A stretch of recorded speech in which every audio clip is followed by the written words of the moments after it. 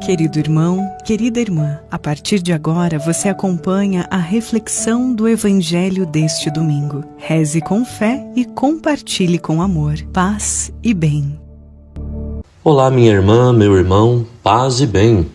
Eu sou o Frei Alessandro Mário Farinasso, atualmente pároco da paróquia São José Operário de Céu Azul, no Paraná, e trago para você a reflexão do Evangelho deste domingo. A Igreja nos convida a celebrar neste final de semana o 6º domingo do tempo comum. E a palavra de Deus, meu irmão, minha irmã, que nos é proposta, fala-nos de opções de escolhas acertadas para podermos construir uma vida com muito mais sentido. De um lado está o caminho que Deus nos propõe, e do outro está o caminho que nos é apontado pelo pensamento, pela lógica humana. O caminho que Deus aponta parece um caminho improvável e obriga-nos frequentemente a navegar e a remar contra a corrente, mas é garantidamente o caminho que nos leva à vida verdadeira. Por isso, ouçamos agora o Evangelho de Lucas, no capítulo 6, versículo 17, do 20 ao 26. Naquele tempo, Jesus desceu da montanha com os discípulos e parou num lugar plano. Ali estavam muitos dos seus discípulos e grande multidão de gente de toda a Judéia e de Jerusalém, do litoral de Tiro e Sidônia. E levantando os olhos para os seus discípulos, disse: Bem-aventurados vós, os pobres, porque vosso é o reino de Deus. Bem-aventurados vós que agora tendes fome, porque sereis saciados. Bem-aventurados vós que agora chorais, porque havereis de rir.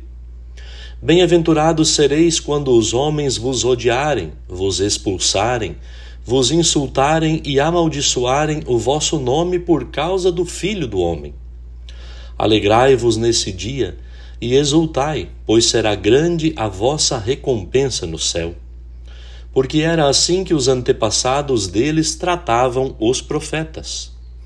Mas ai de vós ricos, porque já tendes vossa consolação. Ai de vós que agora tendes fartura, porque passareis fome. Ai de vós que agora rides, porque tereis luto e lágrimas. Ai de vós quando todos vos elogiam. Era assim que os antepassados deles tratavam os falsos profetas. Palavra da salvação, glória a vós, Senhor.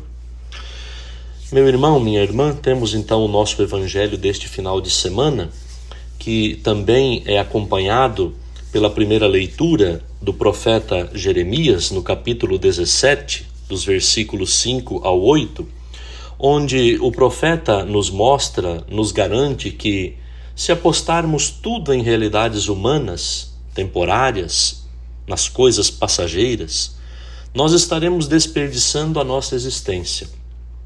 Mas se nós colocarmos a nossa confiança, a nossa esperança em Deus e aceitarmos viver de acordo com as suas indicações, nós encontraremos vida em abundância e encontraremos a felicidade sem fim.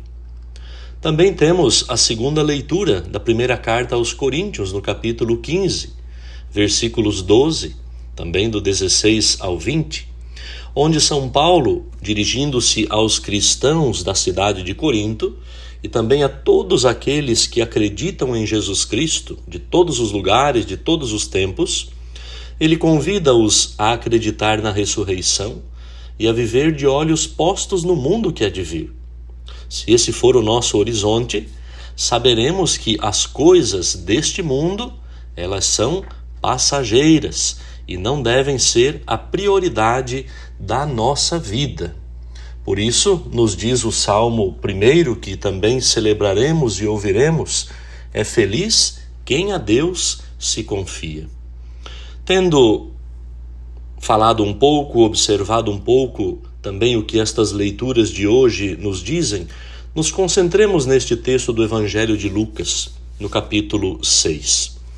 Depois de praticamente apresentar, como que o seu programa pastoral, podemos assim dizer, na sinagoga de Nazaré, Quando Jesus então tomou o livro, do profeta Isaías e disse que ele veio para anunciar a boa nova aos pobres, proclamar a redenção aos cativos, abrir os olhos aos cegos, restituir a liberdade aos oprimidos e proclamar o ano da graça do Senhor, então Jesus andou pela Galileia falando da vinda, da chegada deste novo reino, o reino de Deus.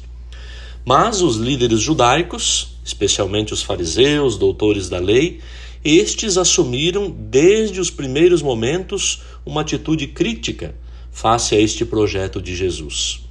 Mas, de outro lado, muitas pessoas escutaram Jesus com entusiasmo e alegria e todos os dias o procuravam. A volta de Jesus, como ouvimos também no Evangelho dos últimos domingos, foi-se rapidamente consolidando um grupo de discípulos. Havia aqueles que ele tinha chamado, como era o caso de Simão Pedro, André, Tiago, João, Mateus, mas havia outros que tinham vindo espontaneamente para o ouvir e que tinham ficado com ele. Um dia, depois de ter passado a noite em oração no alto da montanha, Jesus escolheu 12 dentre os discípulos e os chamou, os designou como apóstolos. Esses 12 serão o núcleo central da comunidade de Jesus, aquele em quem Jesus se apoiava e com quem contava de forma especial. E depois dele ter escolhido os 12, Jesus desceu à planície. Estava acompanhado pelos discípulos e por muita gente que tinham vindo de toda parte da Judéia, de Jerusalém, diz lá do litoral de Tiro, da Sidônia, para o ouvir e ser também curados dos seus males. Nessa circunstância, Jesus pronunciou um longo ensinamento, uma instrução, que ficou conhecida como o Sermão da Planície. Lucas 6, do versículo 20 ao versículo 49. Nesse ensinamento, nesta espécie de instrução, Jesus falou aos que o rodeavam da libertação que trazia e do caminho que devia ser seguido por todos, aqueles que quisessem integrar a chamada comunidade do reino. O evangelho que a liturgia deste sexto domingo comum nos propõe apresenta-nos o quê? O início desse ensinamento, chamado então as bem-aventuranças. O evangelista Mateus, ele também nos apresenta um discurso de Jesus que começa com as bem-aventuranças, lá em Mateus no capítulo 5, dos versículos 1 ao 7. Na versão de Mateus, contudo, esse discurso ele é feito no alto de uma montanha e não na planície, e não comporta ali as chamadas espécies de maldições. A versão de Lucas ela é muito significativa, porém ela é mais curta que a versão de Mateus. Lucas suprime no seu texto muitos elementos tipicamente judaicos que não eram significativos para as comunidades de cultura grega a quem o seu evangelho se destinava. Aí recordamos que Lucas ele então escreve a uma comunidade provinda muito desta cultura e do pensamento grego. A chamada bem-aventurança, podemos assim dizer que o gênero literário que aqui é utilizado, a forma como é descrito, aparece frequentemente também na literatura egípcia e na literatura grega. Na sua base está a ideia de que a divindade ela pode pronunciar palavras poderosas, palavras que uma vez ditas têm a faculdade de atuar na vida dos indivíduos e das comunidades. No caso da bem-aventurança, a palavra atua de forma positiva, sendo fonte de vida, de bênção e de felicidade. Isso é muito importante nós compreendermos. Frequentemente, a par das bem-aventuranças, também aparecem maldições. A maldição o que é? É uma imprecação ou uma ameaça destinada a um inimigo ou a alguém que tem comportamentos considerados errados, falhos. Muitas vezes começa com a palavra ai de vós. Evoca o mundo assustador da morte, da infelicidade sobre a pessoa que poderia ser o objeto desta chamada maldição. Mas O Evangelho nos traz também uma mensagem que é para nos fortalecer, nos colocar neste caminho do Senhor. Entender que o Senhor quer nos mostrar o caminho da salvação e da felicidade, um caminho de mudança de vida, de conversão. E aí vamos percebendo que Lucas, ele inicia este chamado discurso da planície, dirigido aos discípulos de todas as épocas, com 4 bem-aventuranças. Recordemos que em Mateus são 8 as bem-aventuranças. Os que são referidos como bem-aventuranças, os bem-aventurados neste evangelho de Lucas, quem são? São os pobres, os que têm fome, os que choram e aqueles que são perseguidos. E aí podemos nos perguntar, diante daquilo que ouvimos neste evangelho, quem são os pobres? A palavra grega usada por Lucas traduz vários termos hebraicos. A palavra grega, tochos, e também os termos hebraicos, os anauim, os dalim, os ebionim, que o Antigo Testamento define como uma classe de pessoas privadas de bens, pessoas que estão à mercê da prepotência dos ricos e dos poderosos. Quem são estes pobres? São os desprotegidos, os explorados, os pequenos e sem voz, os que são vítimas da injustiça, os que são despojados dos seus direitos e da sua dignidade pela arbitrariedade daqueles que são grandes e poderosos, ou seja, são deixados à margem do mundo e da sociedade, excluídos. No entanto, a palavra não define um âmbito meramente sociológico. Os pobres são também aqueles que, privados de tudo, põem a sua confiança em Deus e se entregam confiadamente nas mãos dele. Considera-se, talvez, com alguma ingenuidade, que aqueles que não têm qualquer segurança humana estão mais disponíveis para acolher os dons de Deus, ou seja, aqueles que se abrem à graça de Deus. Quem são os que têm fome? São aqueles que não têm o pão de cada dia para si, não têm o pão de cada dia nem para seus filhos, para suas famílias, mas são também todos aqueles que, excluídos e desconsiderados, não têm lugar à mesa do banquete onde os seus irmãos saciam a sua fome de vida. São aqueles que, de qualquer forma, vivem em situação de uma carência profunda. Deus irá oferecer-lhes o alimento de que necessitam para que tenham a vida em abundância. Quem são os que choram?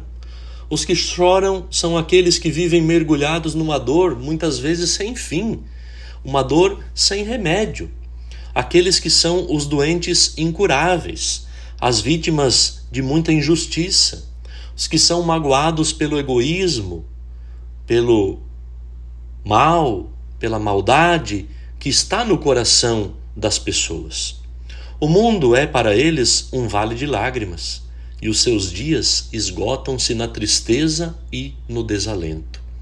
Quer dizer que Deus irá enxugar as lágrimas amargas que brotam dos seus corações doloridos.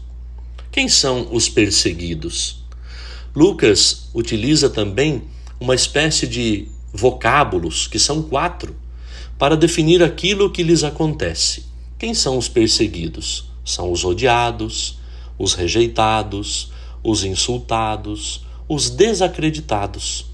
Eles são vítimas da intolerância e do desprezo dos seus irmãos por causa das suas convicções e pela forma que acolhem o evangelho da verdade.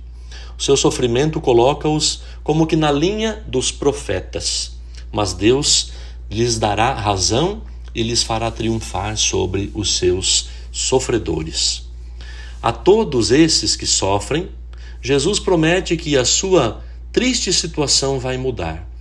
Eles irão conhecer a felicidade, pois a chegada do reino de Deus introduzirá uma nova dinâmica no novo mundo. O sofrimento que conhecem e que os afoga será vencido. Através da ação de Jesus, Deus vai proporcionar a todos os seus queridos filhos o encontro com uma vida nova e plenamente realizada. Este Deus que outrora libertou o seu povo do cativeiro dos egípcios está decidido a continuar a sua obra salvadora em favor dos seus filhos e filhas que sofrem. O Deus que age em Jesus é o Deus que nos traz a liberdade e a salvação, como trouxe no Êxodo. Do lado oposto de tudo isso, quem estão? Estão os ricos, os saciados, os que riem e os elogiados por todas as pessoas. Aí vem as expressões de Jesus: ai de vós.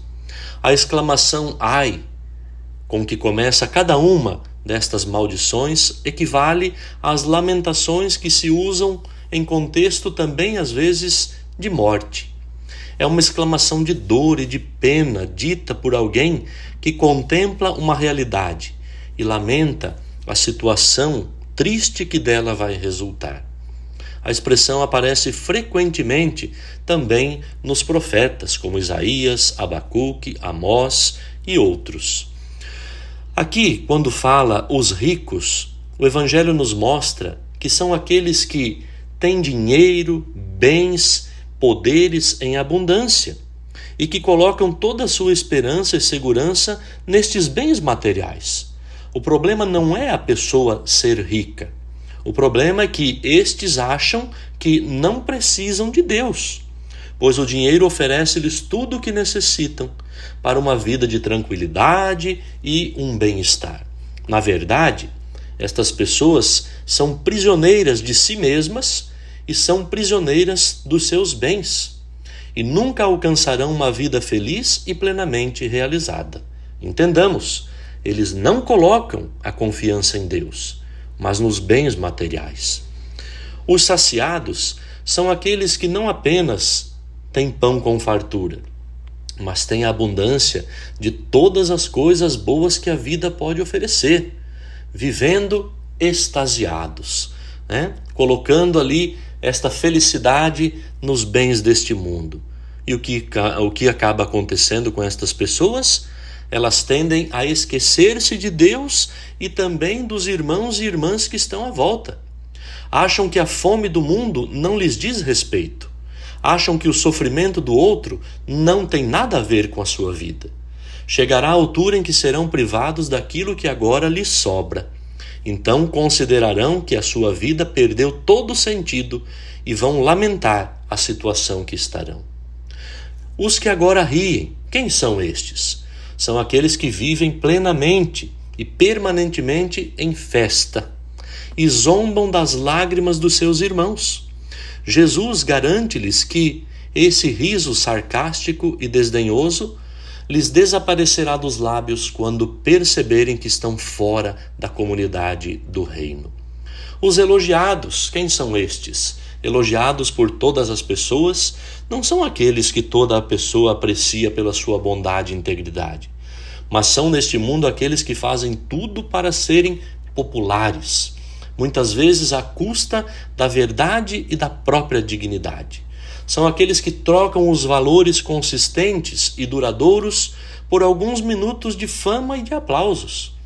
Estão aí construindo a sua vida sobre a areia e serão rapidamente abandonados ou esquecidos. Irmãos e irmãs, no discurso das bem-aventuranças, Jesus, ele como que inverte completamente a escala de valores que predomina neste nosso mundo. Segundo Jesus, os ricos, os que são admirados, os que parecem ter tudo para serem felizes, podem falhar completamente na construção de uma vida com sentido. Enquanto que os pobres, os pequenos, os que nunca obtêm reconhecimento social, os que o mundo despreza e como que rotulam como fracassados, são aos olhos de Deus os vencedores, os que terão condições para construir uma vida feliz e realizada. A lógica de Deus está infinitamente distante da lógica que comanda o nosso mundo e a humanidade. As bem-aventuranças também nos dão a conhecer o coração de Deus, mostram-nos que Deus sempre teve e sempre terá proximidade com aqueles que são os menores, os desprezados, os esquecidos. Não porque eles sejam melhores e mais santos, mas porque necessitam mais do que os outros de ser acompanhados e sustentados pelo amor misericordioso de Deus. Que o Espírito Santo nos ilumine e que esta palavra de hoje nos ajude a colocar a nossa confiança, a nossa esperança, a nossa certeza em Deus, em Jesus Cristo, que caminha ao nosso lado. Como dizia o refrão do Salmo 1, é feliz quem a Deus se confia. Um bom domingo, paz e bem. Você acabou de ouvir mais um programa da Capcast, Central de Podcasts dos Capuchinhos do Brasil. Paz e bem.